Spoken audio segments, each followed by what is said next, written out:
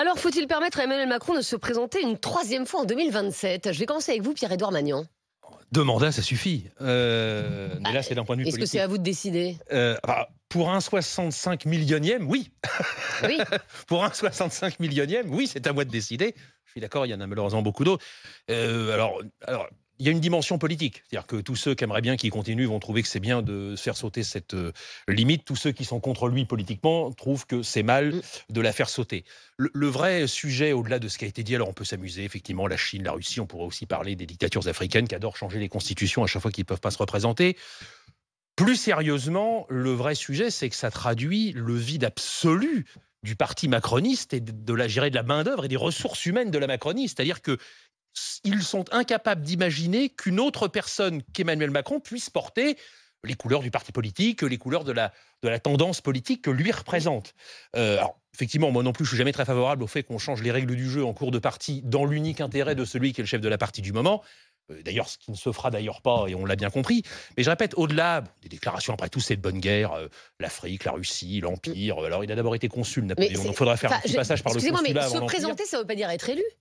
C'est-à-dire que là alors, si vous et tous vos amis, Pierre-Édouard, vous mobilisez contre Emmanuel Macron, pour le coup, il ne sera pas élu. Alors, donc après, je ne vois pas le problème, en fait. Pour moi, c'est surtout, je répète, c'est un signe de démocratie balade. C'est-à-dire que d'abord, je maintiens. Mais si, parce que vise la démocratie, c'est qu'on puisse choisir. Emmanuel Macron, son rêve, et ça a toujours fonctionné comme ça, c'est effectivement de se retrouver en face de Marine Le Pen en espérant qu'une majorité de Français continue de trouver que c'est mieux lui que Marine Le Pen, parce que c'est quand même ça le sujet depuis 2 élections. Moi, je trouve que d'un point de vue démocratique et politique, ce serait quand même très pauvre et très décevant qu'on se retrouve à nouveau devant une telle alternative. Mais vous préférez quoi? Je ne me résous pas à croire qu'il n'y a pas des hommes et des femmes intéressants, compétents, capables et en capacité d'énergie pour faire autre chose. Et il y en a d'ailleurs sans doute à droite comme à gauche, entre parenthèses. Non, mais limiter l'élection à un seul mandat dans ces cas-là. Parce que ça permettrait de changer tous les 5 ans. Moi, je vais vous dire, mettons 2 ans. Et puis même, pourquoi pas 1 an? Non, et 6 mois, tiens. La durée du mandat, génial, pour moi, la durée du mandat serait un sujet plus intéressant. Mon premier vote dans ma vie de jeune adulte, ça a été le quinquennat. J'ai voté pour, comme tout le monde, et je continue de penser qu'en fait c'était une connerie. Je pense que par contre le mandat présidentiel est trop court. Il en faudrait peut-être même qu'un, mais il vaudrait peut-être mieux revenir au septennat, c'est-à-dire d'abord de déconnecter le mandat présidentiel du mandat législatif, et peut-être du coup d'avoir un mandat unique et un septennat. Je crois d'ailleurs que c'est Xavier Bertrand, qui n'est pas un de mes plus grands amis, qui l'avait suggéré. Et à la limite, je trouve que ça, ce serait peut-être des réflexions un petit peu plus intéressantes que le renouvellement perpétuel du libéralisme contre l'extrême droite. Fred Hermel, est-ce que c'est aux Français de choisir, en fait, tout simplement, permettre à Emmanuel Macron de se représenter, mais ça ne veut pas dire encore une fois qu'il va être élu. Oui, mais c'est fou, les réactions sont pathétiques. De l'opposition, franchement, je ne suis pas un grand fan de Ferrand. D'autant plus que Ferrand, en fait, quand on lit l'interview du Figaro, on lui pose la question, il fait une réflexion comme ça, il ne dit pas il faut changer la Constitution tout de suite, etc. C'est-à-dire que c'est vraiment on sent que ça lui plairait bien quand même. Oui, mais alors, franchement, moi, je n'ai jamais compris pourquoi quelqu'un qui fait bien son boulot doit s'arrêter. Bien sûr. Mais je comprends pas. Oui, c'est comme les vieux en entreprise. Ben voilà, non mais franchement, si ton émission qui marche très bien continue à marcher très bien, pourquoi tu resterais pas 20 ans ou 30 ans? Enfin, je veux dire. Ah oui. Non mais si les Français jugent qu'il doit rester 20 ans, voire 30, voire 40. Pourquoi pas? Mais je veux dire, je ne comprends pas cette peur du vote, cette peur de la démocratie. Si vous ne voulez plus de Macron, ne votez pas pour lui. C'est quand même pas très compliqué. Donc voilà. Donc ça aussi, c'est comme l'interdiction du cumul des mandats, c'est totalement ridicule. Il y a eu plein de réformes. Après, c'est encore une fois d'une manière de copier les Américains qui est totalement ridicule, parce qu'aux États-Unis, on ne peut pas faire plus de mandats de 4 ans. Aux États-Unis, c'est plutôt une bonne chose. Oui, c'est oui, mais le faut pas juger en fonction de l'occupant. Non, mais le fait que l'on copie ces trucs comme ça ne veut rien dire. On a eu François Mitterrand pendant 14 ans. Oui. Et pourquoi on n'aurait pas Emmanuel Macron pendant 15 ans? Parce que voilà, 3 mandats de Emmanuel Macron, ça ferait 15 ans.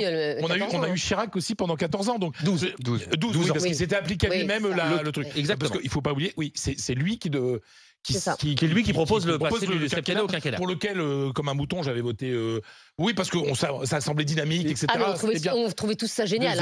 Après, en fait, on se rend compte qu'au bout de 2 ans, tu es déjà en campagne électorale. Donc, c'est vrai qu'un long quinquennat, un septennat est par définition plus long. Donc, c'est totalement ridicule. Mais cette peur du vote, je ne comprends pas. Alors, il est évident qu'on ne va pas changer les règles. Sinon, il y a un côté un peu coup d'État. Si tu changes les règles, alors pouvoir.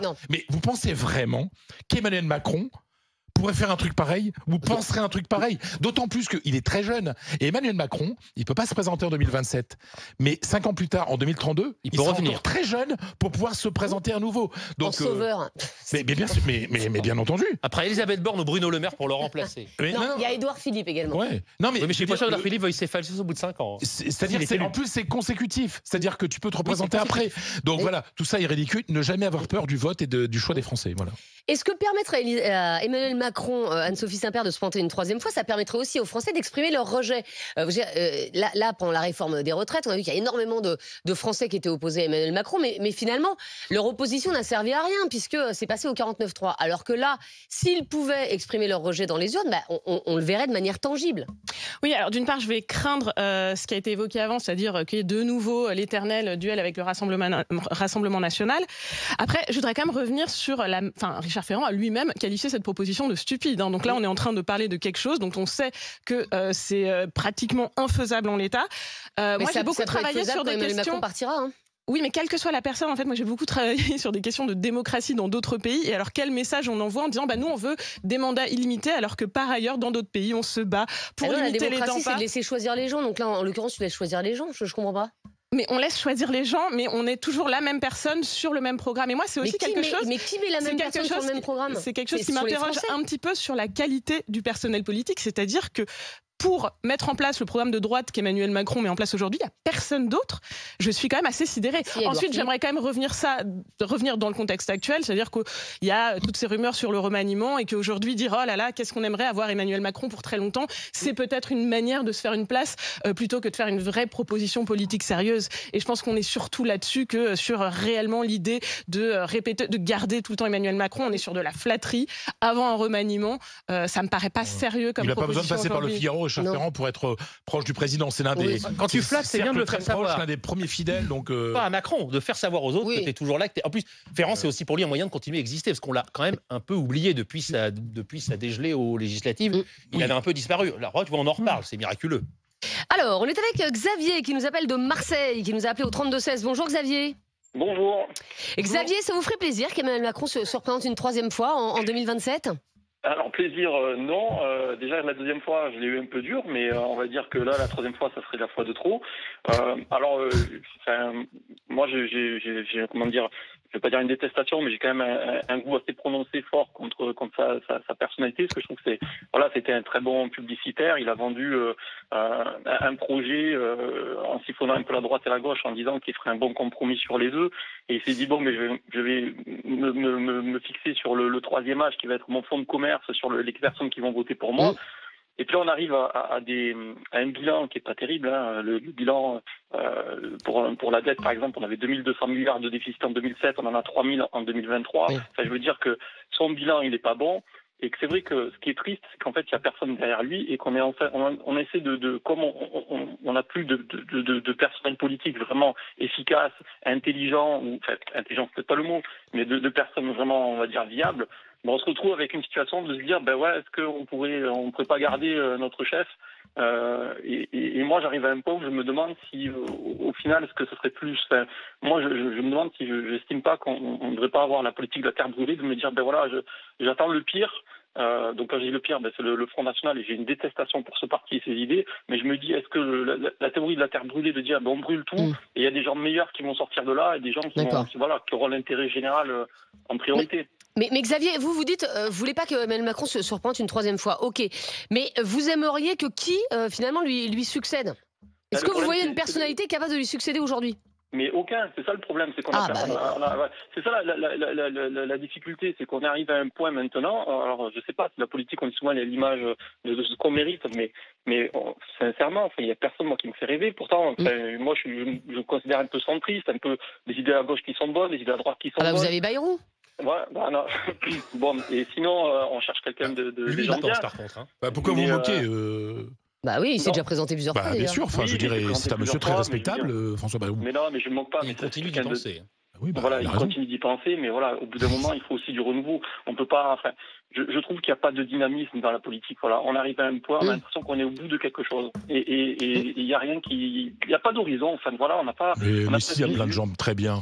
Mais si, il y a quand même des gens qui arrivent. Alors, vous avez Ruffin à l'extrême gauche, David Lisnard à droite, le petit Pradier Aurélien Pradier chez les LR. Ouais, non, mais où sont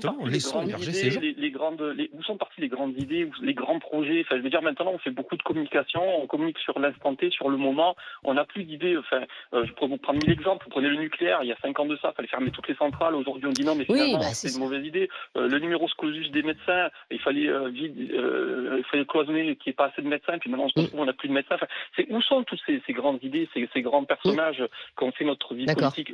Ils ont disparu. Et je ne pense pas que Macron, ce soit l'homme idéal pour continuer encore 5 ans de plus. Eh ben, merci beaucoup pour ce point de vue, en tout cas. Xavier, notre...